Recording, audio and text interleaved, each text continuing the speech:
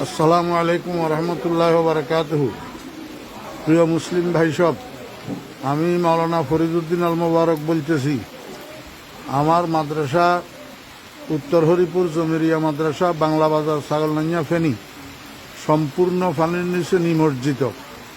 মাদ্রাসার tin set ঘরগুলা দেখতেছেন আপনারা, সম্পূর্ণ পানির নিচে, এবং রান্নাঘর পানির নিচে, মসজিদের ভবন এবং মাদ্রাসার ভবন নিচতলার প্রায় 65 পানির নিচে।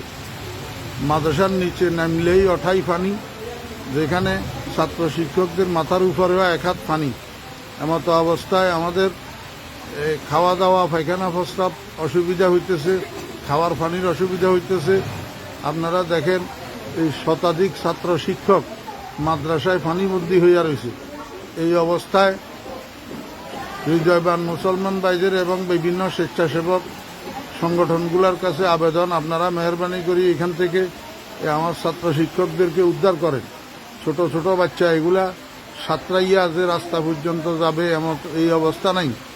এমতো অবস্থা আপনাদের কাছে বিনীত অনুরোধ, আপনারা যেখানে আছেন আমার এই ছোট ছোট ছাত্র শিক্ষকদের দিকে একটু সাহায্যের হাত বাড়ান, একটু তাড়াতাড়ি এখান থেকে আমাদেরকে উদ্ধার করার চেষ্টা করেন।